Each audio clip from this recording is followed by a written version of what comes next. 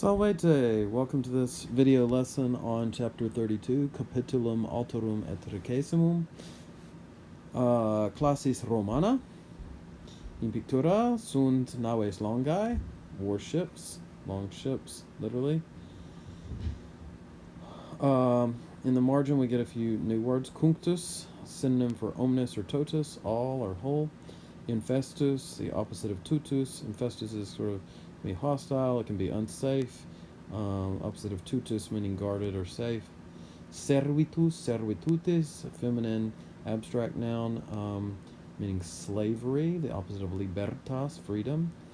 And then submergere, a compound of mergere, to submerge, to dip, to plunge, to go underwater, to drown. And then liberare, to free. And you free from something in the ablative case. And as it says here, you might have ob or ex for a preposition with that. Classis Romana, Roman fleet. Olim, once upon a time, cuncta maria tam infesta erant praedonibus. All the seas were so infested or so dangerous, hostile, praedonibus, from pirates or with pirates. Now, a praedo literally is kind of a bandit or a robber, highwayman, something like this. But often it specifically means pirates. There's another word for pirate in Latin as well, pirata, which is a first declension masculine noun. So a praedo est pirata. But sometimes here in this story they'll call them praedones maritimi. So like sea bandits and thus pirates. Okay. Ut nemo navigaret, are so infested that no one sailed, ut nemo navigaret, sine maximo periculo, without the greatest danger, mortis, of death, aut servitutis, or of slavery. So that is, the pirates would kill them or sell them into slavery. Multi nautae et mercatores, mercibus ereptis, navibusque submersis, many sailors and merchants with their goods or merchandise stolen, mercibus ereptis, and with their ships sunken, navibusque submersis, a praedonibus aut interficiabantur, aut in servitutem abducebantur, either were killed by the pirates or were led away into slavery. Ii soli, qui magnam pecuniam solvere poturant, servitute liberabantur. Only those, ii soli, who had been able to pay the big money, magnam pecuniam, were freed, liberabantur, from slavery.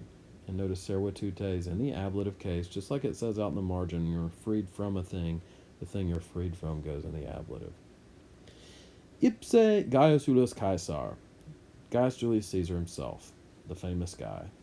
Cum adolescens ex Italia Rhodum navigaret, when, as a young man, he was sailing from Italy to Rhodes. Rhodes is a Greek island off the coast of Turkey. A praedonibus captus est, was captured by pirates, nec prius liberatus quam ingens pretium solit, nor was he freed before or sooner than he paid a huge price, ingens pretium. Nec solum nautae, sed etiam inculae orae maritimae insularumque in metu errant. So not only the sailors, but also the inhabitants, inculae, of the seashore, orae maritimae, and of the islands, insularumque, were in fear.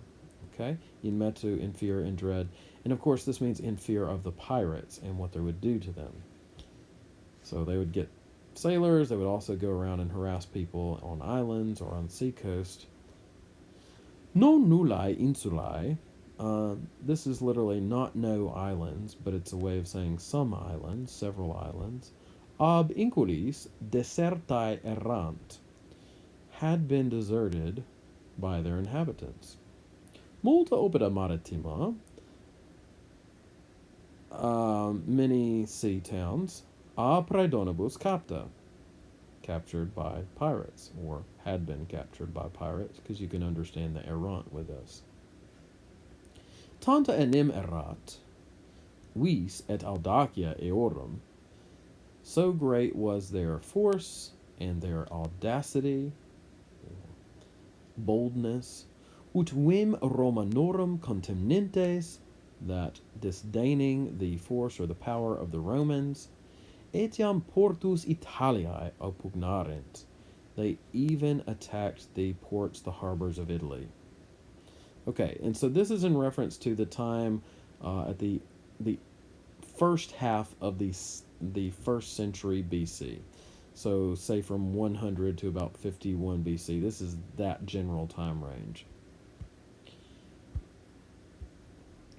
Quoniam, igitur, therefore since, propter vim atque multitudinem praedonum, on account of the force or power, that's the whim, and the multitude or number of pirates, praedonum, ne mare tuscum quidem tutum erat, not even the Tuscan, or we might say the Tyrrhenian Sea, was safe.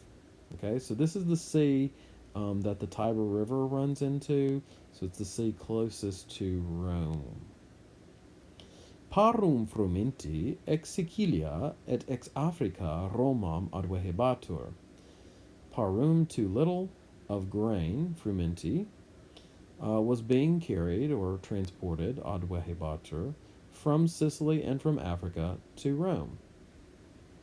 Okay. So it was disrupting trade routes. It's getting really bad. Ita maxima inopia frumenti facta est. So the greatest lack or need. Inopia is a lack or need, like it's basically like having a dearth or a failing in supply. It's the opposite of copia from this same root here. Copia means supply or abundance. Inopia, the opposite of that. So there was the greatest lack or need of grain made, facta est. Or I could say it a little differently. So the greatest lack of grain occurred, happened. Quam obrem, on account of which thing, pretium frumenti semper crescebat, the price of the grain was always growing. Crescebat, of course, we get crescendo and increase from that root. Crescent moon comes from that. Postremo, at last, cum iam tam carum esset frumentum, when now the grain was so expensive, tam carum. Now, carus aum often is translated as dear, but dear, at least in British English, can often mean expensive, and in Latin, carus works similarly. So it can mean dear if you're talking about people or things that are dear to you, but it can specifically mean expensive when you're talking about prices. So, at last, when the grain was now so expensive, ac panis, and the bread was so expensive, understand, ut multi pauperes, that many poor people, in opia cibi necessarii perirent, were dying, were perishing, perirent, from lack of their necessary food. There's that word inopia again, this time in the ablative case. Populus Romanus, the Roman people, uno ore, with one mouth, we might say with one voice, postulavit, demanded. Postulavit, that's a synonym for poposcit. Postulo, postulare, to demand, to ask for something. Posco, poscere, to demand or ask, from the same root there. With one mouth they asked, they demanded, ut universa classis Romana, that the entire Roman fleet, adversus hostes illos audicissimos mitteretur, be sent against those most audacious enemies. Ergo, therefore, Gnaeus Pompeius, dux egregius, classi praepositus est. So Gnaeus Pompeius, the excellent or outstanding general, was placed in charge of the fleet, was put in charge of the fleet. Okay. So I should say also that word classis, which means fleet here, as it usually does in Latin. Of course, it's where we get class from, and it can mean class like a social class. It does not typically mean class in the sense of like a class at school, although it can be used that way sometimes in Neo-Latin. It wouldn't have been used that way in the ancient world. All right. So, therefore, Gnaeus Pompeius, an outstanding general, was put in charge of the fleet. Now, this Gnaeus Pompeius here is the famous Pompey the Great. He's one of the three members of the first triumvirate, Pompey the Great and Crassus, two very important people. They both shared consulships in 70 BC and also then in 55 BC. The third member of the triumvirate with Crassus and Pompey was Julius Caesar, whom we mentioned up above. Okay. So he's put in charge of the fleet because at this point in time, Pompey was known to be like the greatest Roman general of his generation. Qui primum, who first? E mare tusco, quod mare proximum Romae est, et ex Sicilia, insula Italiae proxima, praedones populit.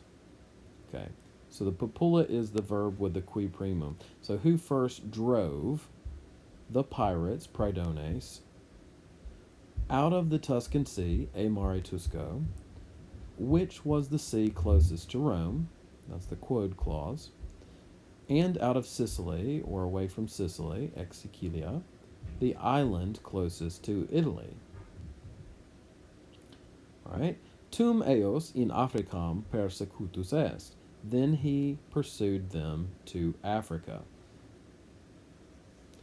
Danique, finally, at last. Danique is a synonym of postremo and tandem and damum. Aliquot naubus in Hispaniam missis, with some ships sent into Spain. Ipse cum classe in Asiam profectus, he himself set out with the fleet into Asia. Or having set out. He himself having set out, because perfectus is literally the participle, not a main verb. He himself having set out with the fleet into Asia. Praedones quos ibi invenit brevi tempore omnes vicit. He conquered, vicit, all the pirates, praedones omnes. And notice that in Latin, the praedones omnes are separated by a large distance there. That's okay in Latin. It's totally normal. It's like he conquered the pirates, all of them, right? It's a little stylistic feature that you can get away with in Latin because the ace endings tell us that those two go together. So he conquered all the pirates, praedones omnes, whom he found there, quos ibi invenit, in a short time, brevi tempore. Hac victoria egregia, by this outstanding or remarkable victory. And notice egregia there, that's the same word we had up above with dux egregius, outstanding leader. Okay, by this outstanding victory, omnes gentes, all of the nations, all the peoples, ab Hispanis usque ad Aegyptios Judaeosque, from the Spaniards all the way to the Egyptians and the Jews, communi periculo liberata sunt, were freed, liberata sunt, from a common danger. Point being is, once he got rid of these pirates all over the Mediterranean Sea, all these people that were trying to do trade across the Mediterranean benefited. Simulatque gratus nuntius de ea victoria gratissima Romam pervenit. Simul atque, or simul ac, AC instead of the ATQUE. Simul atque, means as soon as. This is a synonym for cum primum, which we've had before quite frequently. So as soon as the pleasing message, gratus nuntius, about this most pleasing victory, or that most pleasing victory, de ea victoria gratissima, arrived at Rome, pervenit Romam, Pretium fermenti minui coiptum est. The price of grain began to be diminished. Okay. Coiptum est, it tells you in the margin, is the same as coipit. Okay, it's just an alternate form. It looks passive, but you don't have to worry about it. Just translate it active. Began to be diminished. All right. Victis enim praedonibus.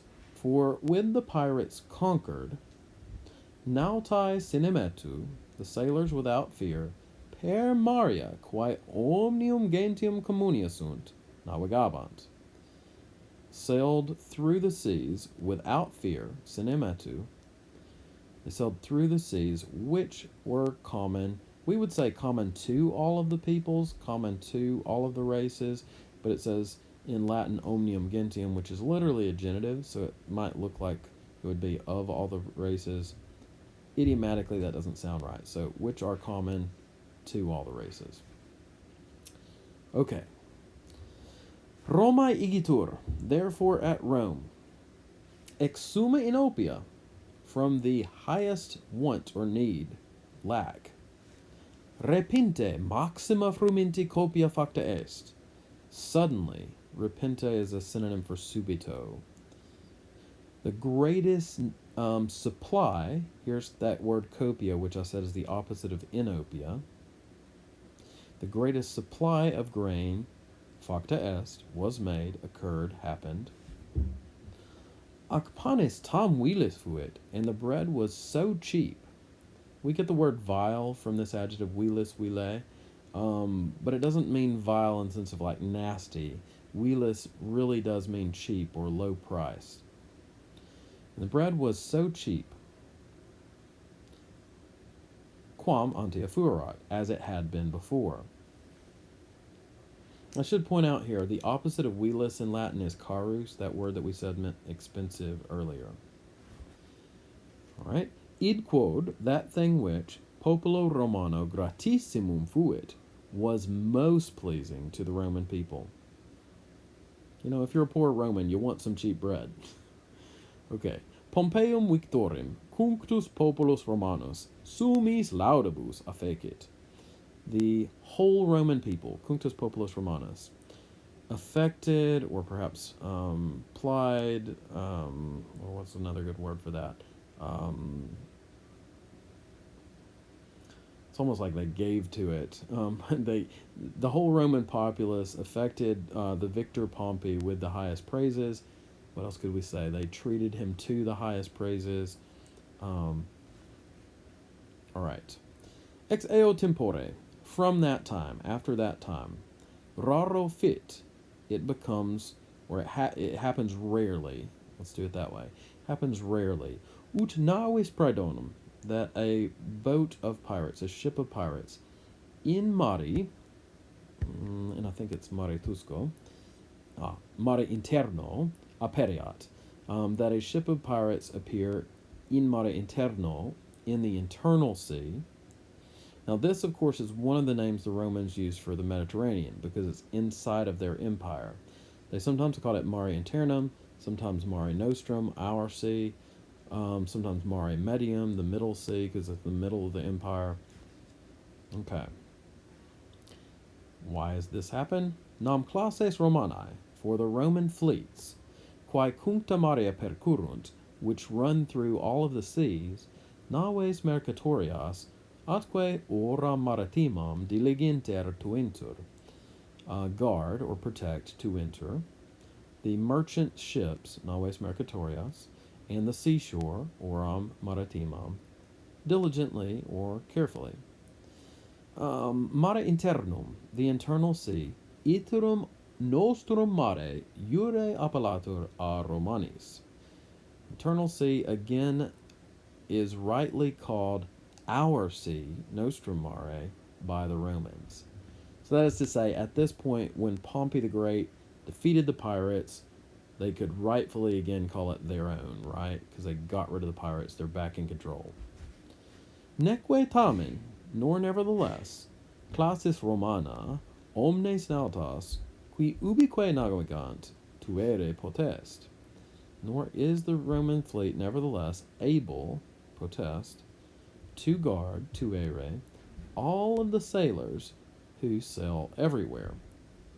Ad hoc supersunt aliquot praedones maritimi. Up till this point, there still survive, supersunt, some sea bandits, some pirates, praedones maritimi, qui tanta audacia sunt, who are of such audacity. Now notice tanta audacia with a long A's. That's the ablative. It's called an ablative of description. And in English, we do descriptive noun phrases like that with of or with. So we'll say, man of great wisdom or with blue eyes or something like that. So, who are of such audacity, such boldness. We use of there. With would sound funky in the idiom in English. Okay, so who are of such audacity, ut ne armis quidem Romanorum deteriantur, that not even are they deterred by the arms or weapons of the Romans. Okay, so there's some pirates still at this point, and our story is in the 2nd century AD in this textbook. It's not exactly clear exactly when in there, but sometime in the 2nd century AD. So even at this point, there were always some pirates around that were kind of daring it, even though there were Roman fleets here and there around the Mediterranean. Amici nostri, our friends, in mare Tusco navigantes, sailing in the Tuscan Sea or the Tyrrhenian Sea. So again, this is the sea, kind of in between, say, Rome and the harbor at Ostia, and then Sardinia and Corsica, and then Sicily down below. Our friends sailing in the Tuscan Sea, tales praedones audicissimos, navem suam persequi arbitrantur. Think, arbitrantur, that such most audacious bandits, tales praedones audicissimos, are pursuing, persequi, their own ship. Now, if you think back to the story, as you might remember from previous chapter, our friends here are going to be Medus and Lydia and the gubernator and the mercator all on the ship. Cuncti perturbati sunt. They're all disturbed. They're all upset. Right? They think pirates are after them. Et si nautai, even if the sailors, omnibus viribus remigant, are rowing, remigant. This is the verb from remus, which is an oar. Even if the sailors are rowing, omnibus viribus, with all of their strength, tamen illa navis, nevertheless, that ship, vento secundo adiuvante, with favorable wind aiding, magis magisque apropinquat, is approaching more and more. Caelum nubulum suspiciens gubernator optat. So suspiciens, looking up.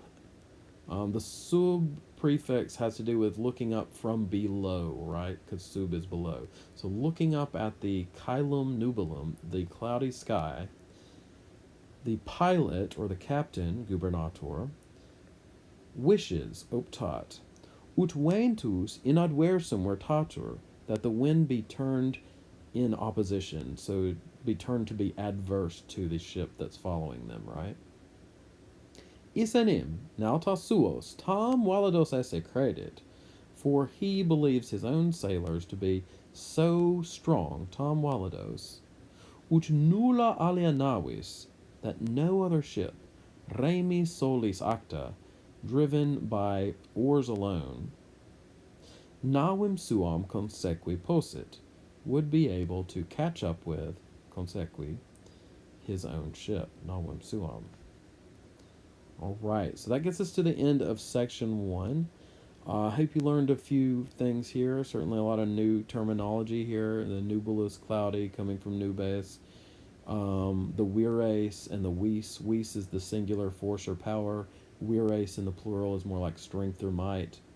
We talked about remigare, the verb from remus, meaning, so remigare to row. Remus is an oar. All right. Again, hopefully you learned a few things here. And valete ad proximum tempus. Bye till next time.